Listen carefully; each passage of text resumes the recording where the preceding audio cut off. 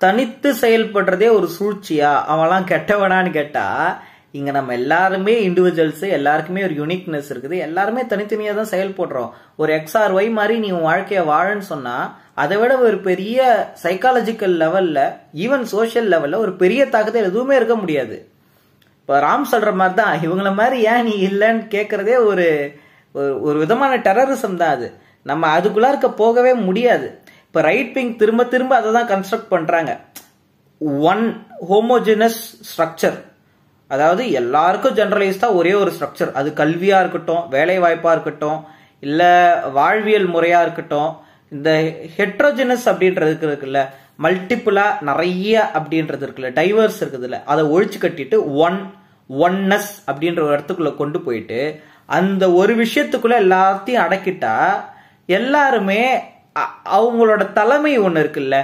For example, இப்போ RSS அப்படின்ற ஐடியாவை, சனதானம் அப்படின்ற ஐடியாவை நம்ம எல்லாரையும் ஃபாலோ பண்ண வச்சுட்டான்னா அதோடைய ஹெட் ஒரு ஆள் இருக்கிறாங்க, அதோடைய ஹெட் ஸ்கிரிப்சர் ஒன்னு இருக்குது அப்படின்னா, அப்ப மனுஸ்மிருதி இருக்குதுன்னா எல்லாருமே வேற வழி இல்லாம ஒரு டைவர்ஸ் அவுட் ஆஃப் பாக்ஸ் திங்கிங்குள்ளாருக்கே போகாம ஒரு ஆல்டர்னேட்டிவ் சாலிடாரிட்டியை பில்ட் பண்ண முடியாம ஆட்டோமேட்டிக்கா அதை விட கன்ஃபார்ம் ஆயிடுவோம். இப்ப இதுதான் திரும்ப திரும்ப ரைட் விங்கோடைய பெரிய வேலையா இருக்கு இந்தியால. இதுக்கு நான் கன்ஃபார்மிஸ்டா இருந்தவங்க தான் தலித்தாவே இருக்கிறாங்க. இப்போ இது எதுக்கூடயுமே ஒத்து போகாம இதை எதிர்த்து நின்ன ஆட்கள் தான் அவர்னாஸ் அப்படின்னு ஒதுக்கப்பட்டு இப்போ தலித்தா இருக்கிறோம். இப்பவும் கவுண்டர் கல்ச்சரா ரெசிஸ்டன்ஸ் தான் பண்ணிட்டு இருக்கிறாங்க. நீ இதை சாப்பிடாதன்னு சொல்றியா, அதை சாப்பிடாதன்னு சொல்றியா, நான் அதை தான் பண்ணுவேன்னு வீம்புக்கு நிக்காம இவங்களுடைய வாழ்க்கையே, இவங்களுடைய லிவிங்கே, இவங்களுடைய எக்ஸிஸ்டன்ஸே ஒரு ரெசிஸ்டன்ஸா தான் இருக்குது ஆக்சுவலா. அதனாலதான் ரொம்ப பயப்படுறாங்க உங்க எக்ஸிஸ்டன்ஸை பார்த்து. சவர்ணாஸ், அதாவது இந்த மனுஸ்மிருதி கொள்கைக்குள்ளா இருக்க போனவங்க, அப்புறம் ரைட் விங் ஐடியாலஜி இருக்கிறவங்க எல்லாம் ஏன் தலித்தோட எக்ஸிஸ்டன்ஸையே பார்த்து பயப்படுறான்னா, ஏன்னா அவன் வாழ்க்கையே ஒரு நான் கன்ஃபார்மிசமா தான் இருக்குது அவனுக்கு, ரைட்டா? சோ இந்த மாதிரியான ஒரு சூழ்நிலைக்குள்ளா இருக்க லெப்ட்ல இருக்கிற ஆட்கள், அதாவது கிரவுண்ட் ரியாலிட்டி புரிஞ்ச மக்களோட இன்டராக்ட் பண்ற இந்த காலகட்டத்துக்கு இந்த ஹோமோஜெனஸ் அப்படின்ற ஐடியாவோ, இந்த ஐடியாலஜிக்கல் பியூரிட்டின்ற ஐடியாவோ எடுபடாதுன்னு தெரிஞ்ச ஒரு பகுத்தறிவோட இருக்கிற லெப்டிஸ்ட் எல்லாருமே இந்த ஐடியா ஆஃப் தனித்து செயல்படுறது அப்படின்றத எதிர்க்கல. முக்கியமான விஷயம், நம்ம எல்லாருமே டைவர்ஸான ஆட்கள் அப்படின்றத அவங்க திரும்ப திரும்ப திரும்ப சொல்லிக்கிட்டே இருக்கிறாங்க எல்லா இடத்துலயுமே. நீ சாப்பிடுற விஷயத்த கேள்வி கேட்க மாட்டேன், நீ எந்த கேட்காத, உன்னுடைய தனி மனித உரிமைக்குள்ள நான் வரமாட்டேன், நீ எனக்குள்ள வர. இதுதான் அவங்களுடைய ஐடியா, கோர் ஐடியாவா இருக்கு. அன்லஸ் ஆர் அன்டில் உன்னுடைய செயல்பாடுகள் என்ன அஃபெக்ட் பண்ணலனா, என்னுடைய செயல்பாடுகள் உன்ன அஃபெக்ட் பண்ணலனா இங்க பிரச்சனை கிடையாது. தனி மனித சுதந்திரம் எல்லாருக்குமே இருக்கு. ஏன் பெட்ரூம்குள்ள, ஏன் கக்கூஸ்குள்ள நீ எட்டி பார்க்காத அப்படின்றத ரொம்ப ரொம்ப சிம்பிளிஃபைடா எல்லாரும் எல்லா இடத்துலயும் பேசிக்கிட்டு தான் இருக்கிறோம், ரைட்டா? அதனால எங்கேயுமே ஒரு தனி மனித தத்துவம் மேலேயோ, ஒரு தனி மனித செயல்பாடுகள் மேலேயோ, தனித்துவத்தின் மீதோ யாருக்குமே எந்த விதமான எதிர்ப்புமே கிடையாது. பொதுவா தனித்துவத்தை எல்லாரும் எதிர்க்கிறாங்க, தனியா செயல்படுறது எதிர்க்கிறாங்க, உடனே பட்டம் சுமத்துறாங்க அப்படின்னு சொல்றது ரொம்ப சூப்பர்ஃபிஷியல் வே ஆஃப் அப்ரோச்சிங் திங்ஸா இருக்குது. யாரை டிபெண்ட் பண்றதுக்கு நம்ம இப்படி பேசுறோம் அப்படின்றது அடுத்த கேள்வி, அதுக்குள்ளார்க்க போகவே வேண்டாம். அப்போ திரும்ப முக்கியமான ஒரு கேள்வியா வர்றது, அப்ப எதை இவங்க எதிர்க்கிறாங்க? இப்ப இடதுசாரிகள், அதாவது லெப்ட்ல இருக்கிற ஆட்கள் தனித்துவத்து மேல அட்டாக் போடல அப்படின்னா தனியா செயல்படுறது அப்படின்னு சொல்லிட்டு எதை இவங்க விமர்சிக்கிறாங்க அப்படின்னு நம்ம பாக்குறப்போ, நீ தனியா யோசிக்கலாம், ஐடியாலஜிக்கலா வேலை செய்யலாம், அதெல்லாம் வேற. ஆனா ஒரு சின்ன டிஸ்அக்ரிமெண்ட் இருந்தா கூட, ஒரு சின்ன கருத்து வேறுபாடு, ஒரு முரண்பாடு இருந்தா கூட உடனே ஒரு நேம் காலிங், உடனே ஒரு அட்டாக்கு, ஒரு அபியூசிங், ஒரு டீ பிளாட்ஃபார்மிங் இருக்குதுல்ல, இவனை கொண்டாடக்கூடாது. அது பேர் ஐகானோகிளாசம் அப்படின்னு சொல்லுவாங்க. அப்போ என்னன்னா ஐகானோகிளாசம்னா என்னன்னா, பெரும்பான்மையான மக்கள் யாராவது ஒருத்தவங்களை கொண்டாடுறாங்க, ஒருத்தவங்களை அப்ரிஷியேட் பண்றாங்கன்னா ஐகானோகிளாஸ்ட் உடனே அவங்கள பார்த்துட்டு இவனை கொண்டாடுறீங்களா, இவன் எப்படிப்பட்ட ஆள் தெரியுமா அப்படின்னு பேசுற ஆட்கள், ரைட்டா? இவங்க தான் ஐகானோகிளாஸ்ட். கான்டெம்பரரி ட்விட்டர் வேர்ல்டுல நம்ம நிறைய பேர் அப்படி பார்க்க முடியும், ரைட்டா? அப்போ ஐகானோகிளாஸ்டிக் பிஹேவியர் எங்கேயுமே ஒரு சாலிடாரிட்டியை உண்டு பண்ணாது. இப்போ நம்ம திரும்ப திரும்ப லெஃப்ட் யார் உள்ள பூந்து பாக்குறப்போ இந்த மாதிரி ஐகானக்ளாஸ்ட் பிஹேவியர் இருக்கிறவங்க, அதாவது மக்களை ஒன்று சேரவே விடாம ஒரு விதமான ஐடியாலஜிக்கல் பியூரிட்டியோட அவங்க கிட்ட சேராதீங்க, இவங்கிட்ட சேராதீங்க, அவன் மோசமானவன் இவன் மோசமானவன் திரும்ப திரும்ப சித்தரிக்கிற ஆட்கள். ஸோ இவங்கள தான் வந்து விமர்சிக்கிறாங்க. தனித்து நம்ம நிக்க முடியாது, எல்லாரும் சேர்ந்து தான் நிக்கணும், எல்லாரும் சேர்ந்து தான் வேலை செய்யணும். என்ன சிக்கலா இருந்தாலும் என்ன கருத்து வேறுபாடா இருந்தாலும் நம்ம வந்து ஒரு டிஸ்கஷனுக்குள்ள இருக்க போகணும். டயலெக்டிக்கல் மெட்டீரியலிசம் டயலெக்டிக்ஸ் அப்படின்ற இடத்துக்குள்ள இருக்க போகணும். ரெண்டு இருந்தாதான் இங்க எதுவாக இருந்தாலும் வேலைக்கு ஆகும் அப்படின்றதான் லெப்டிஸ்டோடைய ஒரு பெரிய ஒரு காம்ப்ரிஹென்ஷனா இருக்குது திரும்ப திரும்ப. அப்போ யார் அவங்க விமர்சிக்கிறாங்கன்னு அப்படின்னு பாக்குறப்போ எதிராளியோட சேராம இருக்கிறான்ல ஒருத்தர். இப்ப நான் இருக்கிறேன்னா பிஜேபி பேசுறதோ RSS பேசுறதோ என்ன ரொம்ப ட்ரிகர் பண்ணும் நிறைய சில சமயத்துல. ஈவன் ஒரே சைட்ல இருந்தா கம்யூனிஸ்ட் பேசுறதே என்ன ட்ரிகர் பண்ணும் நிறைய இடத்துல. கிளாஸ் தான்ப்பா இங்க எல்லாமே, நீ யாரோ 19 பேசுறப்போ என்ன ட்ரிகர் பண்ணும் தான். இப்போ யாரை இவங்க வந்து விமர்சிக்கிறாங்க லெப்ட்ல இருக்கிற ஆட்கள் அப்படின்னா, லெப்ட் இன்க்ளூட்ஸ் தலித், LGBTQA, யாரெல்லாம் வந்து ரைட் விங்குக்கு ஆப்போசிட்டா செயல்படுறானோ அவன் எல்லாருமே நம்ம இந்த கான்டெக்ட்ல லெப்ட் எடுத்துக்கலாம். இப்ப லெப்ட் யாரை கிரிட்டிசைஸ் பண்றான், ஒரு ரேஷனல் லெப்ட் யாரு கிரிட்டிசைஸ் பண்றான்னா, மக்கள் கூட நீ சேர்ந்து செயல்பட முடியல, மக்கள் கூட நீ வந்து ஒன்னா சேர்ந்து ஒரு ஐடியாக்குள்ள வரமாட்ற, மக்கள் கூட நீ டிஸ்கஷனுக்குள்ள ஈடுபட மாட்ற, அப்ப நீ யாரு கூட தானே நிக்கிற அந்த கேள்விதான் வருது. நீ உன்னோட எதிராளி கூட சேரலனா கூட ஓகே ஃபைன், ஒன்னும் பிரச்சனை கிடையாது, உனக்கு ட்ரிகர் ஆகலாம், இல்ல அவன் கூட நீ டிஸ்கஷன்ல ஈடுபடுவானா, இவங்க யாரா பேசுவா அப்படின்னு சொல்லிட்டு கூட நம்ம போலாம்.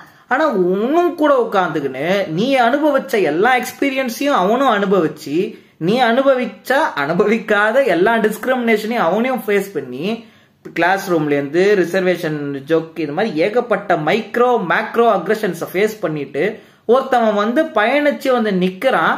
நீ அவனை பார்த்தே வந்து கை காமிச்சு நீ ஒரு சங்கி, நீ வந்து ஒரு என்ன, ஐ மீன் ஐ காண்ட் ஈவன் அதுக்குள்ளே போக முடியல, அந்த அளவுக்கு ஒரு வசைப்பாடல் இருக்குல்ல திரும்ப திரும்ப. அப்போ நீ யாரு கூட தான்டா சேருவ? நாளைக்கு ஒரு பிரச்சனை நம்ம எல்லாரும் சேர்ந்து நிக்கணும், வர வழி இல்லைன்னா நீ யாரு கூட தான் வந்து நிப்ப? இல்ல நீ அப்பையும் ஒரு ஸ்கிரீன் பின்னாடி உக்காந்துக்குன்னு எல்லாரும் சேர்ந்து ஒரு விஷயத்துக்காக போராடுறப்ப கூட நீ உன்னோட தனித்துவத்தை எஸ்டாப்ளிஷ் பண்ணிக்கிறதுக்கு அந்த இடத்துல எல்லாரையும் குறை சொல்லிட்டு இருப்பியா? இதுதான் கேள்வியா இருக்குது. இந்த கேள்வியில எங்க தப்பு இருக்குது? லெப்ட் சார்ந்த ஆட்கள் இந்த கேள்வி கேட்கறதுல எங்க தப்பு இருக்குது? யாரும் இங்க வந்து தனியா பிறந்து தனியா வளர்ந்து எதுவும் வரல. ஒரு மனுஷனை உருவாக்குறதே சமூகம் தான். இப்ப நான் அப்படி பேசுறேன்னா 20-21 வயசு வரைக்கும் எனக்கு ஒண்ணுமே தெரியாது, ஒரு மண்ணும் தெரியாது எனக்கு. வெறுமனமே இந்த சோசியல் மீடியா, வெறுமனமே இந்த டிவி, கேபிள் டிவி எதை காட்டுச்சோ அதை கன்சியூம் பண்ணி வளர்ந்த ஆள் தான். ஒருத்தவங்க வந்து நோ சொல்றாங்க அப்படின்னா நம்ம ஃபாலோ பண்ணே போய் VTV ஸ்டைல்ல அவங்களுக்கு ப்ரப்போஸ் பண்ணுன்னு சொல்லி கொடுத்தது சினிமா தான். அதே சினிமா தான் வந்து நேர்கொண்ட பார்வை ஸ்டைல்ல வித்ட்ராவல் ஆஃப் கன்சென்ட்னா என்ன அப்படின்றதையும் மக்களுக்கு சொல்லி கொடுக்குது. அதே ஒரு சினிமா, எது பெரியார் தான் உலகத்திலே தலை சிறந்த தலைவர்னு சொல்லி கொடுத்த ஒரு சினிமா தான், சத்யராஜ் நடிச்ச சினிமா தான். அதுக்கப்புறம் மம்முட்டி நடிச்ச படத்தை பார்த்துட்டு அம்பேத்கர் முக்கியமான ஒரு ஆளு, நம்ம இவங்க எல்லாரையும் பத்தி நல்லா டீப்பா தெரிஞ்சுக்கணும் அப்படின்ற இடத்த நோக்கி என்ன பயணிக்க வைக்குது. ரைட்டா? ஒரு நம்ம பார்க்கிற சினிமால இருந்து, நம்ம பழகிற ஆட்கள்ல இருந்து, நம்ம கேட்கிற பாட்டுல இருந்து, நம்ம கூட அட்டி போடுற ஃப்ரெண்ட்ஸ்ல இருந்து, இது எல்லாமே தான் ஒரு தனி மனுஷனை அவன் என்னவா ஆகுறான் அப்படின்றத தீர்மானிக்குது. பேட் கைடன்ஸ், மிஸ்லீடிங் ஃப்ரெண்ட்ஸ் எனக்கு இருந்திருக்கிறாங்க. அதனால நான் மிஸ்லீடிங்கா நிறைய இடத்துல இருந்திருக்கிறேன். அதுல இருந்து வெளியே வர்றதுக்கான டைம் கன்சியூம் பண்றதுன்றது ரொம்ப அவசியமா இருக்குது ஒரு இண்டிவிஜுவலுக்கு. அப்போ நானா இருக்கட்டும், நீங்களா இருக்கட்டும், யாரா இருக்கட்டும், இங்க எல்லாரையுமே வந்து தீர்மானிக்கிறதே அவன் யாரு, அவன் என்ன ஐடென்டிட்டி என்ன, அவன் ஐடியாலஜி என்னன்னு தீர்மானிக்கிறதே சமூகமா தான் இருக்குது. ஆனா நம்ம ஒரு படி மேல போயிட்டோன்னு நம்மளே ஒரு இல்யூஷன்ல உட்காந்துக்கிட்டு, ஏன்னா நான் இத்தனி புக்கு படிக்கிறேன், ஏன்னா நான் வந்து இதெல்லாம் பண்ணிட்டேன், நான் புக்கெல்லாம் பப்ளிஷ் பண்ணிட்டேன், நான் ஒரு தலை சிறந்த ஒரு ஸ்காலர், நான் ஒரு தலை சிறந்த ஆள் அப்படின்னு சொல்லிட்டு நம்மளே ஒரு ஐவரி டவர் மேல உட்கார வச்சுக்கிட்டு, ஒரு மாளிகை மேல உட்கார வச்சுக்கிட்டு, அங்க பால்கனில எல்லாரையும் கிரிட்டிசைஸ் பண்றது, அதாவது டிஸ்ட்ரக்டிவ் கிரிட்டிசிசம், கன்ஸ்ட்ரக்டிவ் கூட கிடையாது. மேல யாராவது மாளிகை எட்டி பார்த்துட்டு நீங்க அதை பண்றது சரி கிடையாது அப்படின்னு சொன்னா உடனே அவன் மேல ஒரு கள்ள தூக்கி வீசுறது என்ற ஐடியல் இல்ல. அது எந்த தரப்பை சேர்ந்த ஆளா இருந்தாலும் சரிதான். அவன் நீளமா இருந்தாலும் சரி, அவன் ரெட்டா இருந்தாலும் சரி, அவன் கருப்பா இருந்தாலும் சரி, அவன் வெள்ளையா இருந்தாலும் சரி, எந்த கொடியை பிடிச்சி ஆட்டுற ஆளா இருந்தாலும் சரி, அவன் பண்றது தப்பு தானே. இதுதானே விமர்சிக்கிறாங்க. இதை விமர்சிச்ச உடனே நான் டிஃபென்ஸ் மோடுக்கு போவேன் அப்படின்னா, இதை விமர்சிச்ச உடனே நான் உடனே ஒரு 4 புக்ல இருந்து நான் சைட் பண்ணுவேன். உடனே அம்பேத்கர் இந்த வால்யூம்ல ஏதோ சொன்னாரு, அந்த வால்யூம்ல ஏதோ சொன்னாரு அப்படின்னா, அம்பேத்கர் பொது சமூகத்து மேல இருந்த கோவத்தினால எல்லாரையும் விமர்சனம் பண்ணாரு. அம்பேத்கர் நம்மளும் ஒன்னா? அதுதான் நான் கேக்குறேன். அம்பேத்கர் வாழ்ந்த காலகட்டத்துல அம்பேத்கர் எதிர்கொண்ட விஷயங்கள், அவர் எதிர்கொண்ட சேலஞ்சு டோட்டலா வேற.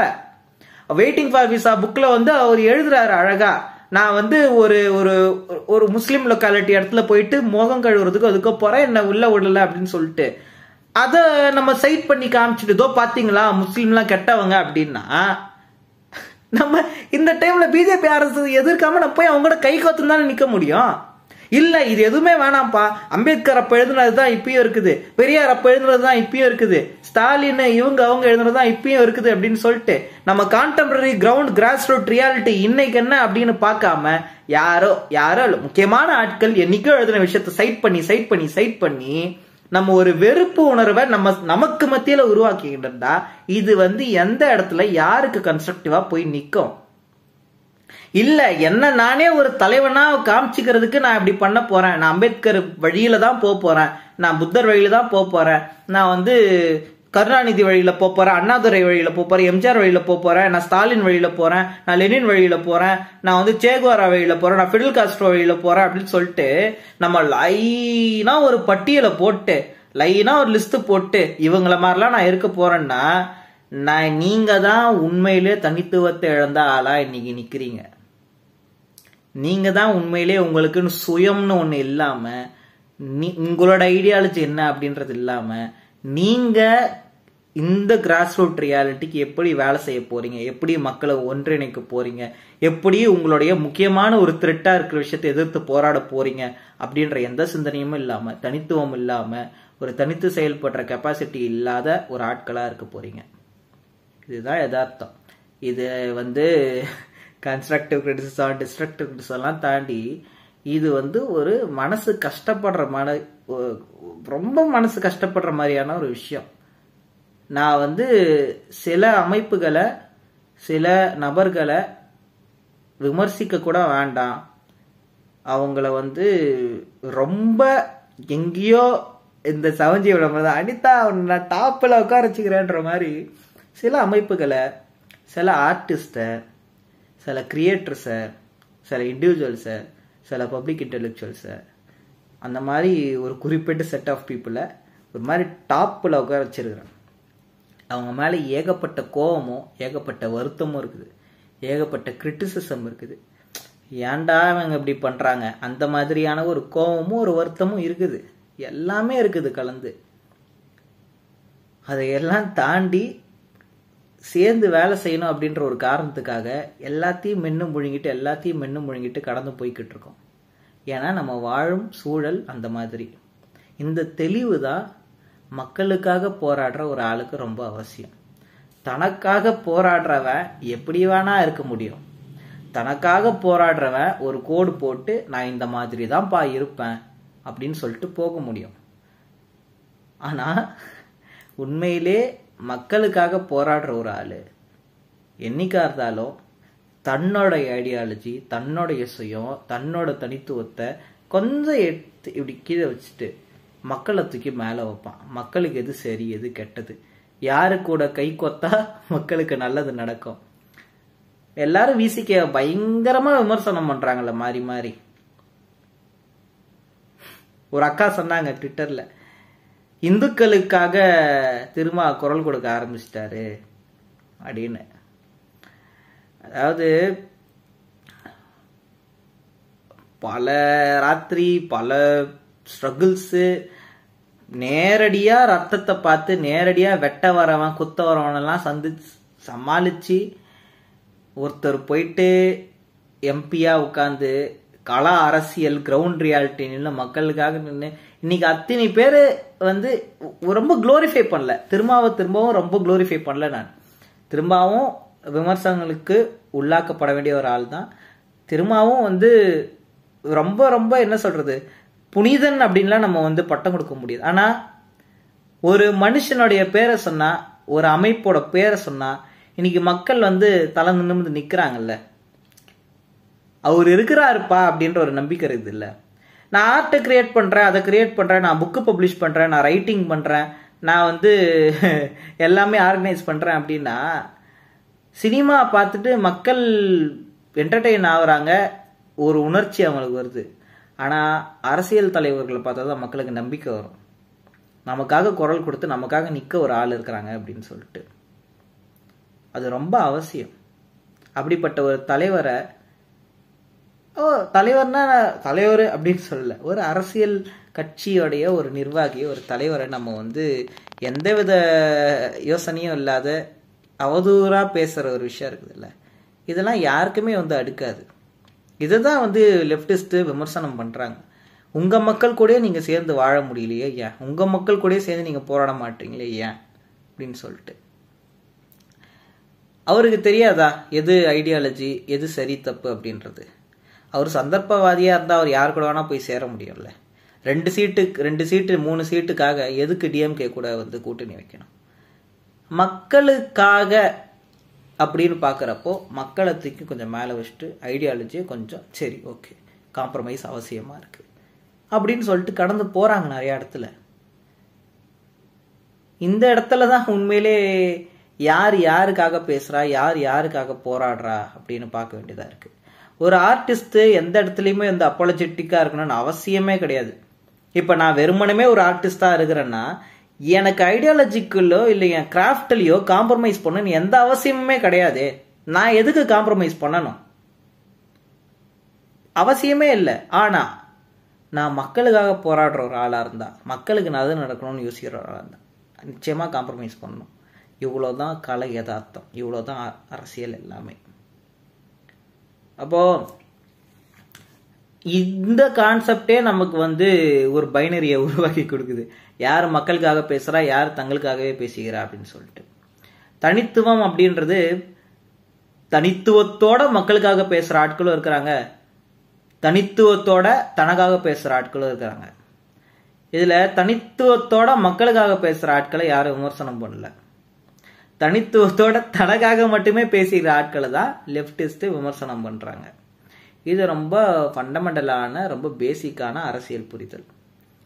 இது வந்து புக்ஸ்ல இருந்து யாருக்காக கிடைக்குமா கிடைக்காதான்றது தெரியல.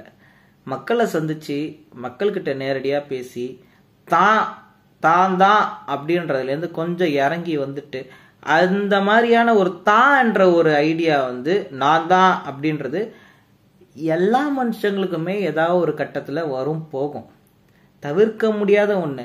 நான் அப்படி இருந்ததே இல்லையான்னு கேட்டா, நான் கடந்த 1 வருஷம் முன்னாடி வரைக்கும் கூட நான் அப்படிதான் இருந்தேன். இப்போ வேணா நான் வந்து அமைதி புறா மாதிரி பேசின்னு இருக்கலாம். ஒரு பாயிண்ட்ல எதெல்லாம் இப்ப நான் விமர்சனம் பண்றனோ, எதெல்லாம் ஐகானா கிளாசம் அப்படின்றனோ, இதெல்லாம் பயங்கரமா பண்ண ஆள் தான் நானும். சொந்த காம்ராட்ஸியே வந்து நிறைய இடத்துல விமர்சனம் பண்ணியிருக்கிறேன். இன்னைக்கு நான் அதை நினைச்சா ரொம்ப தலைகுடிஞ்சு நான் ஃபீல் பண்றேன். என்னடா அது ரொம்ப ரியாக்ஷனரியா நம்ம இப்படி பண்ணிட்டோமே ஒரு டைம்ல அப்படின்னு சொல்லிட்டு. அந்த மாதிரியான ஒரு ப்ராசஸ்குள்ள போனா பிரச்சனை கிடையாது. ஆனா எவ்வளவு போட்டு அடிச்சாலும் அந்த ப்ராசஸ்குள்ளாருக்கே போகாம எவ்வளோ விமர்சனம் பண்ணாலும் அதை சும்மா என்ன எல்லாரும் வந்து எதிர்க்கிறாங்க அப்படின்ற மனநிலையோட மட்டுமே அணுகுனா அது சரி கிடையாதுல்ல. இது ரொம்ப அவசியமா இருக்குது. அவ்வளவுதான். நம்ம கொஞ்சம் அறிவார்ந்த ஆட்களா எது சரி எது தப்புன்னு பர்சனலா ரேஷனலைஸ் பண்ணி நம்மளே அசஸ் பண்ணி அதை கொஞ்சம் நம்ம பார்த்துக்கணும். இது ரொம்ப அவசியமா இருக்குது யாரா இருந்தாலும்.